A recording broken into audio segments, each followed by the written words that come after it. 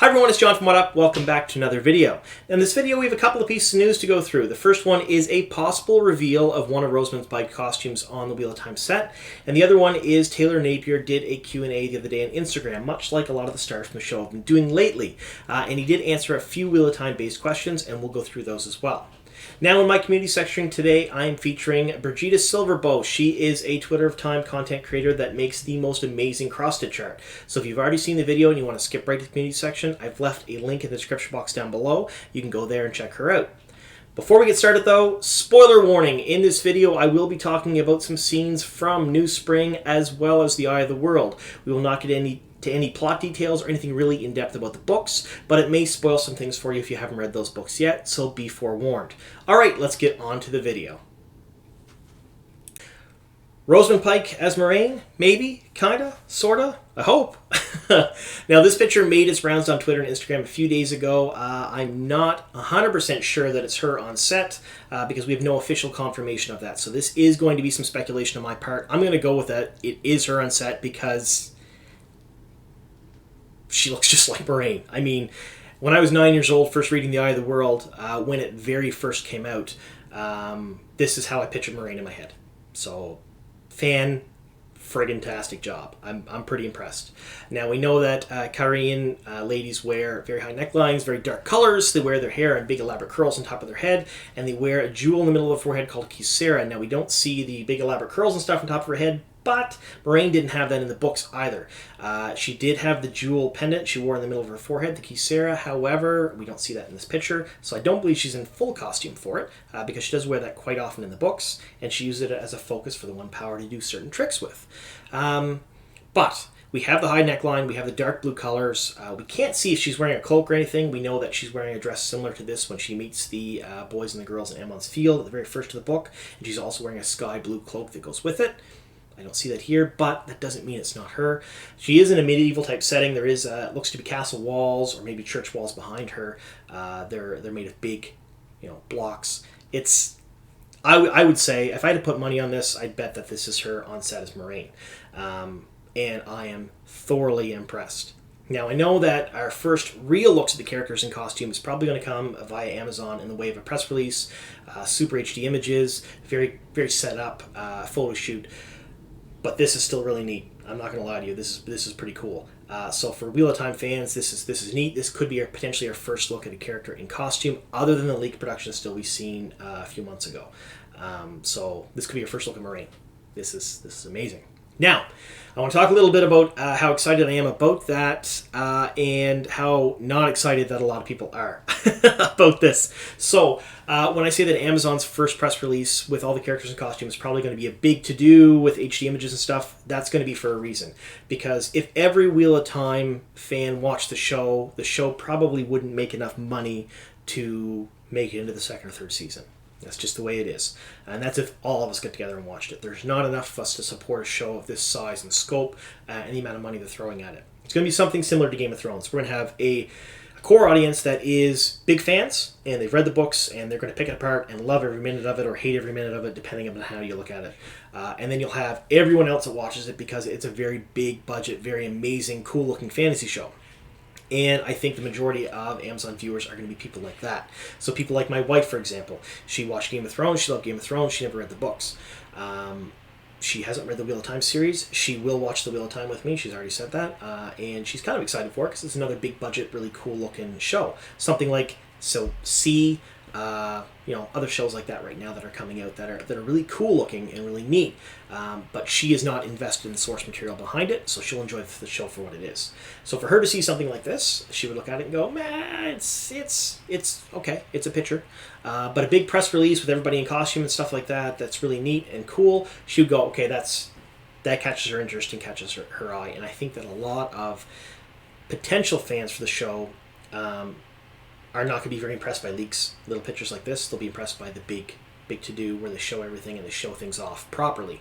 And I think that's what Amazon's thinking, and that's why they haven't really released anything yet, because the show is still months and months out, and they don't want to start press on it too early, because if they do, any momentum you're getting is losing. Right now, it's us fans that are just hardcore invested in this, and that's pretty much it. And that's how they're looking at it. So they're going to wait a little bit closer, I think, before we see official releases from them. All right, let's get on to Taylor Napier's Q&A that he did. He did talk a little bit about the Wheel of Time show and his character Maxim, which was one of the Elena Mosfani's warriors. So let's get into that now. So Taylor answered a few questions, and we're going to go through them here. Now, the first one is asking what a warder is. For this, he says, for a non-Wheel of Time person, a warder is essentially a knight. He's assigned to protect this sorceress, a powerful witch who is Aes Sedai. Now, I think it's super smart that he answered it in this way, because if he said, well, I'm a warder protects an Aes Sedai, no one is going to have a bloody clue what he's talking about except Wheel of Time fans. Well, I'll be like, yeah, we know what that is. But for people who don't know the books, if I was to give that quote to my, one of my daughters or a friend of mine or my wife, they'd have no bloody idea what a warder or an Aes Sedai is. But everybody knows what a knight is. Everybody knows what a sorceress or a witch is. I think it's super smart because it gives people who maybe don't know much about the books an idea of what's going on, and it may, pique their interest, which I think is a smart idea. The warders in the books are very stoic typically, so I'll give you one little thing about Maxim. He's definitely a little different than the rest of the warders. He's a little bit more fun. Now, Robert Jordan is not especially known for his comedy in the book series. I'm not going to lie, he doesn't write them, it's not hilarious. But he does have his times where he writes certain characters to provide a little bit of comedic relief, and it's very welcomed in the scenes he does. He does it very well. So if you look at the most recent medieval type Game of Thrones rival show, I guess you'd say, would be The Witcher. Now, The Witcher is a very serious show. It has a lot of serious aspects, a lot of violence, some sex, some nudity, all the makings of a really good fantasy show, but it does have Jaskier, depending on your books or show, the bard who provides a ton of comedic relief, and he's really amazing in it, and he just makes the scenes he's in. So I'm not going to say that I think that Maxim's going to be comedic relief in the scenes he's in, but this sort of kind of sounds like maybe he might do that. He might bring a little levity to some very serious scenes, which would be very welcomed and it would probably play really well on the screen. So when it takes place, I won't say it's a past, I won't say it's a future, it's just a different world or a different version of our world. Super smart answer, a very metaphysical type answer, I guess you'd say.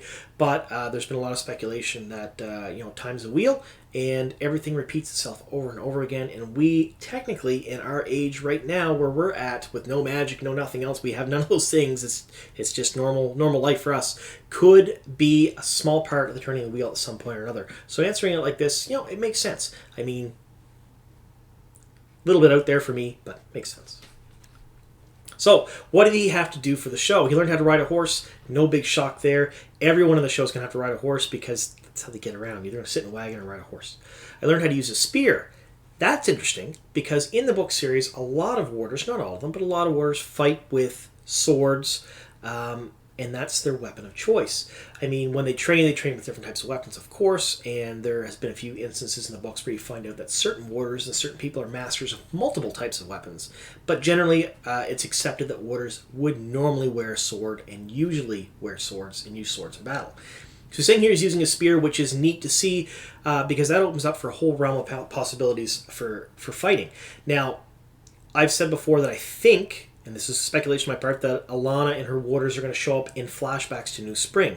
And in New Spring, there's going to be a couple of really big battle scenes where they're going to show, they're going to show the Battle of the Shining Walls, where they fight the Aiel and the Blood Snow. And I think that would be fantastic to see maybe Maxim fight a couple of Aiel, spear versus spear. That would make for a really, really great scene. So I'm kind of excited to see that if they decided to do something like that.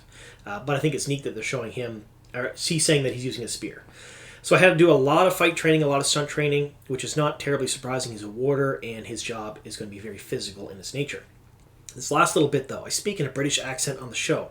Now, people have been all over the accents. How are they going to sound? How are they going to sound? A lot of people were very unhappy with the castings because they didn't fit their particular headcanon or maybe the canon of some of the cover art of the books. But if you read the books and you read the descriptions, most of the characters fit it really well. So it's a big thing when you read a book series, how you perceive it in your head, and it's hard to get it out of your head. Because of the way fantasy has been portrayed in the media for years, we assume a lot of fantasy settings, people will have British accents. They just will. So a lot of people were like, yeah, they're going to have British accents. That's not necessarily true. I mean, it's been said before that the Shan-Chan, one of the big bads in the series, speak with a Texan accent, which blows my mind. That would be really weird to see in the screen because you don't associate that normally with fantasy. But we know that Taylor's going to have a British accent for this. Doesn't mean everyone is, but we know specifically that he will. So that's going to be at least a little bit of familiar thing for people who are not huge fantasy buffs or not big into the series.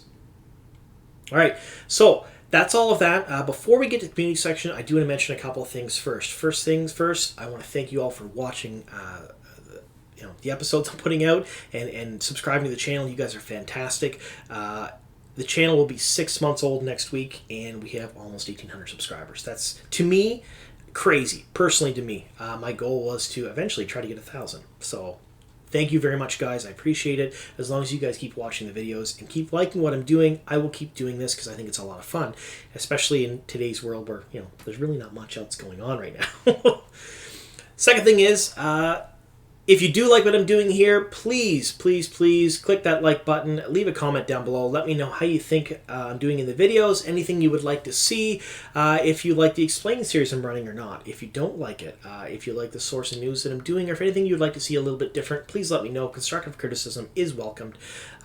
Also, if you haven't already subscribed to the channel, please do so. When I hit 2,500 subscribers, I'm running my next contest. And my next contest, I will be sending out to one subscriber who likes and comments on my videos a What Up t-shirt, a What Upper bottle, so a What Up water bottle, and I'll also be doing a live stream Q&A with you folks as well. So if you haven't already subbed, please do so. It'll get us a little bit closer to that contest and live stream. All right, let's get on to the community section. Welcome to the community section of the show. Today I'm featuring a Wheel of Time artist, Brigida Silverbow. She's very prominent on Twitter of Time, and she does a lot of art in the medium of cross-stitch. What you're seeing flashing across the screen right now are some examples of her character monograms. This one is for Moraine, for example. She will do a character monogram for your favorite character in the style of a bookmark or anything you like, really. And she has different rates for different sizes, complexities, things like that. And she will do commissions as well, so it doesn't necessarily have to be things you see on her Instagram, her Facebook, her Etsy, or here in the channel. It could be pretty much anything, and she will tackle it and give you a price for it. Now, these are really, really fantastic pieces of art. Like, I can't get over them enough. Like this one here, for example, she made for JordanCon to be able to be raffled off for charity. Unfortunately, JordanCon was canceled this year, so that didn't happen. But just look at the amount of time and effort that went into that. This year, this would be great for the Black Tower podcast. I'm just saying, guys. Maybe you want to look into this. But my wife does cross-stitch, and I know what kind of effort goes into this stuff, and I know how hard it is, and these things are absolutely phenomenal. Now, I've left links to her accounts down in the description box down below, but it's also right up here. So there's her Facebook, Instagram, Etsy, and her email. If you have any questions about anything you've seen here, if you want to look at her work, go take a look there. She's really talented, and it's fantastic. Now, I do want to say that in these trying times, we all need to do whatever we can to support each other, because in some cases, we're all we got. I mean, we don't know how long the state of the world is going to last, and it's nice to be there for everyone. Now, I want to thank you all for sticking with me here to the end of the show and the end of the community section, and here's to many more.